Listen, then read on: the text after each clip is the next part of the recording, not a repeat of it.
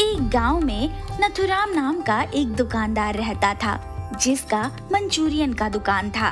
उसके दुकान में रामू नाम का एक आदमी सालों से मंचूरियन बनाया करता था। रामू के हाथ के बने मंचूरियन बहुत ही स्वादिष्ट हुआ करते थे, जिसे खाने के लिए रोज लंबी लाइन लगी रहती थी। कभी कभी तो यूं भी होता था कि दुकान पर मंचूरियन खत्म हो जाता था, मगर लोगों की भूख और इच्छा खत्म नहीं होती थी। हाल कुछ यूं था कि गांव की औरतें जब अपने पतियों से कहती, सुनो जी, आज मैं ऐसा खाना बनाऊंगी कि आपका दिल खुश हो जाएगा, तो उनके पति कहते, अरे अगर तुम मुझे सच में खुश देखना चाहती हो तो फिर खाना मत ही बनाओ। क्या मतलब है आपका? अरे मतलब ये है कि तुम्हारे हाथ का खाना खाने से अच्छा है कि मैं सीधे जहर ही खा लूं। मरना तो दोनों ही खाकर है ना? बोल तो ऐसे रहे हो जैसे मैं बहुत गंदा खाना बनाती हूँ। सालों से मेरे ही बने खाने पर जिंदा हो तुम। जिंदा मैं तुम्हारे खाने पे नहीं, बल्कि रामू के हाथ के मंचूरियन पे हूँ। तुम्हारा बना खाना तुम ही खाओ, मैं तो चला रामू के मंचूरियन खाने। और बस इसी तरह बच्चे हो, जवान हो या बूढ़े, सभी नथुराम की दुकान पर जमा हो जाते।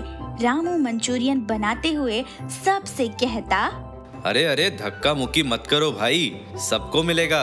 आपका ये रामू कभी किसी को बिना खाए जाने नहीं देगा। नथुराम ऐसी भीड़ देख बड़ा खुश होता था।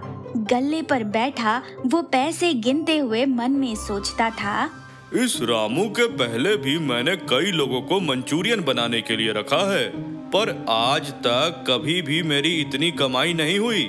ना जाने इस रामू के पास ऐसी कौन सी जादुई रेसिपी है कि कोई भी दूसरा इसके जैसा मंचूरियन बना ही नहीं सकता। नथुराम को याद आया कि एक बार बातों बातों में ही रामू ने उससे कहा था, सेठ जी, दरअसल मंचूरियन बनाना मुझे बचपन में मेरी दादी ने सिखाया था। उनके पास एक जादुई रेसिपी थी जो उन्होंने कभी भी किसी को नहीं दी थी। तब मेरे जन्मदिन के तोहफे में उन्होंने मुझे वो जादुई रेसिपी दी थी।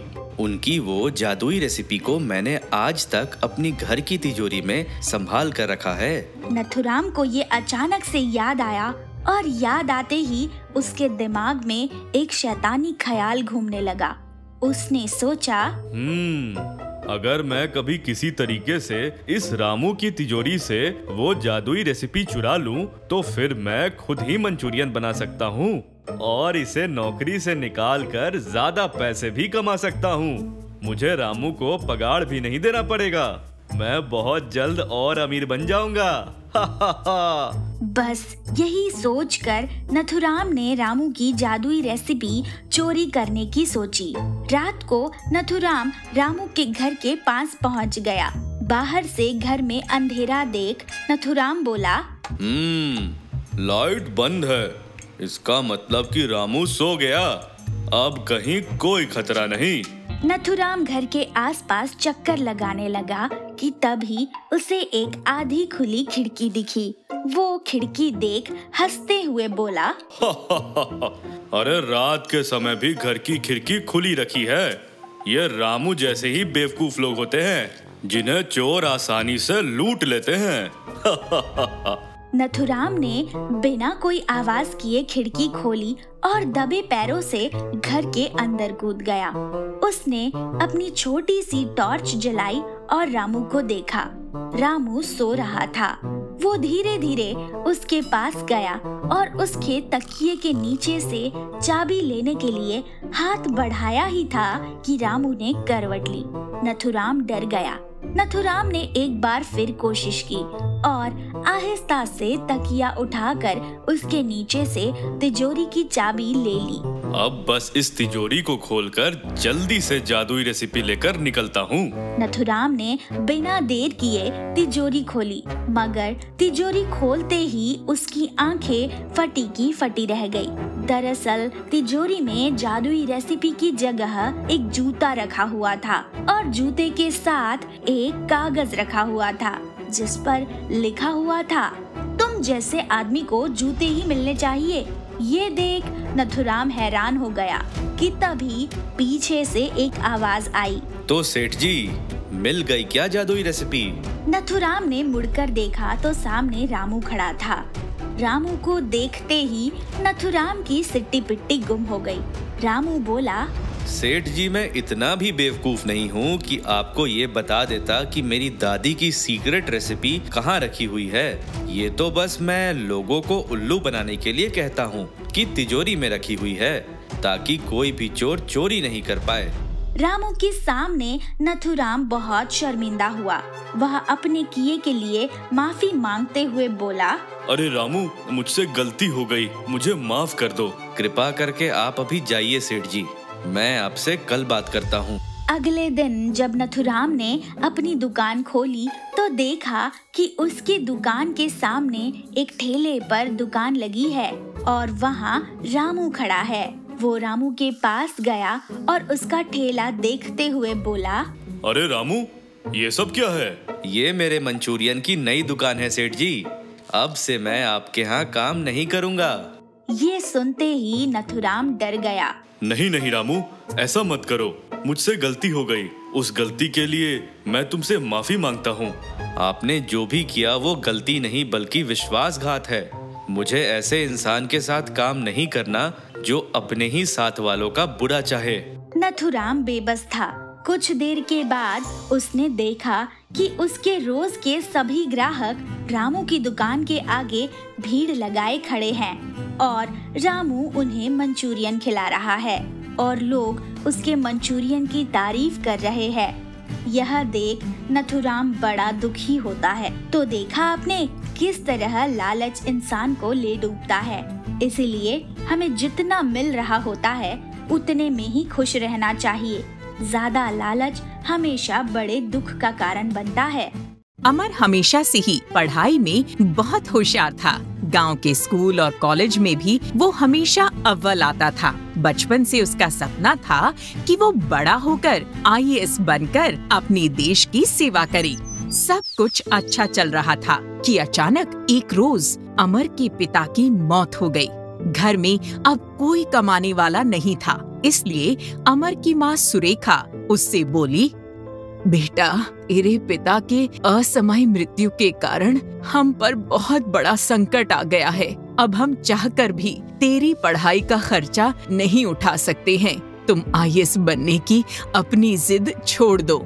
ये सुनते ही अमर को सदमा सा लगा। वो बोला, माँ, तुम ये क्या बोल रही हो? अरे IAS बनना तो मेरे बचपन से ही सपना है। मैं अपने सपने को ऐसे कैसे छोड़ दूं?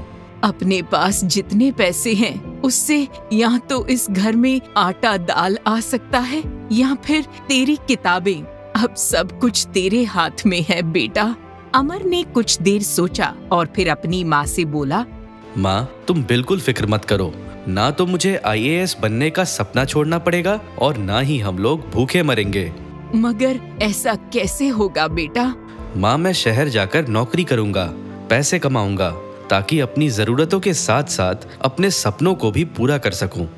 और बस इसके बाद अमर अगले ही दिन अपनी माँ का आशीर्वाद लेकर शहर आ गया। इस बड़े से शहर ने छोटे से अमर को जल्दी नहीं अपनाया। नौकरी के लिए अमर को काफी मुसीबत का सामना करना पड़ा। आखिर काफी ठोकर खाने के बाद उसे एक वॉचमैन की नौकरी मिली। एक बड़ी सी बिल्डिंग के गेट के पास अमर कुर्सी पर बैठता और चौकीदारी के साथ साथ अपनी पढ़ाई भी करता। एक दिन अमर अपनी किताब में आंखें गड़ाए हुए था कि तभी तेजी से एक गाड़ी का हॉर्न बजा। अरे ओ वॉचमैन, सुनाई नहीं देता क्या? कहाँ खोया हुआ है? ये सुनते ही अमर तेजी से उठा और गेट खोलने लगा। तुझे यहाँ काम करने के लिए रखा गया है या फिर आराम फरमाने के लिए? अब माफी चाहूंगा साहब, वह मैं पढ़ाई कर रहा था, इस वजह से ध्यान नहीं गया। इस बात पर आदमी भड़कता हुआ बोला, अरे ड्यूटी पर तो क्या कॉमिक्स पढ़ने आता है? लगता है बिल्डिंग वाले से तेरी कंप्लेन करनी पड़ेगी। नहीं नहीं साहब, मैं कोई कॉमिक्स नहीं पढ़ रहा था, बल्कि मैं तो IAS की तैयारी कर रहा था। इतना सुनते ही आदमी जोरों से हंसा। अबे तुझे पता भी है IAS क्या होता है? अब वॉचमैन भी आईएएस बनने लग गए तो समझो देश तो पूरी तरह से बर्बाद हो जाएगा। आज के बाद अगर तुझे पढ़ता देखा तो नौकरी से निकाल दूंगा। उस आदमी की बातें सुनकर अमर को बहुत बुरा लगा, मगर नौकरी खोने के डर की वजह से वो उससे कुछ कह न पाया। उसने अपने आप से कहा, अब से अगर मैंने यहाँ पढ़ाई की तो मेरी नौकरी जाने का खतरा है, इसीलिए मुझे पढ़ाई करने के लिए कुछ और रास्ता निकालना पड़ेगा। उस दिन के बाद से अमर प्रतिदिन सुबह से शाम तक नौकरी करता और फिर रात को घर जाने के बाद सूरज उगने तक पढ़ाई करता। सारी रात जागने के कारण अक्सर उसकी ड्यूटी पर आंख लग जाती है, जिसका खामियाजा भी उसे भुगतना पड़ता है। अरे वॉचमैन, इसको अपना घर या पार्क समझ रखा है क्या? यहाँ क्या सोने के लिए आता है? माफ कीजिए साहब, वो जरा आंख लग गई थी। अरे दिन में सोता है तो रात में क्या करता है?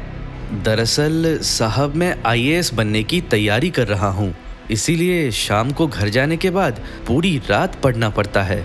अमर की ये बात सुनकर उस आदमी ने हंस दिया। अरे पागल, इस देश में राजा का बेटा ही राजा बनता है। कभी सुना है कोई चौकीदारी करने वाला आईएएस बन गया हो? इसीलिए पढ़ाई लिखाई में अपना समय मत खराब कर और सीधे से चौकीदारी कर, उसी में तेरा फायदा है, वरना इस नौकरी से भी हाथ धोनी पड़ेगी। अमर को प्रतिदिन इस तरह की बातें सुननी पड़ती थी, लेकिन ये सब बातें मिलकर भी उसका मनोबल नहीं तोड़ पाती थी। वो जी जान से अपनी तैयारी में जुटा रहता था कि अचानक एक दिन बिल्डिंग वालों ने गेट के पास की कुर्सी खाली देखी। अरे आज ये वॉचमैन क्यों नहीं आया? घर पर घोड़े बेचकर सो रहा होगा, आने दो उसे। आज उसे इस नौकरी से निकाल ही देते हैं। करता है चौकीदारी और सपने देखता है आईएएस बनने का।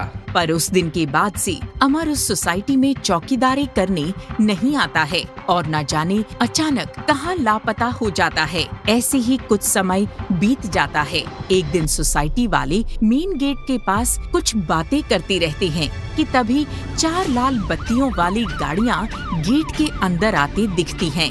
सभी लोगों की आंखें उन गाड़ियों पर थी। गाड़ियों के रुकते ही कुछ पुलिस वाले उतरे और उन्होंने एक बड़ी सी सफेद कार के पास जाकर गेट खोला।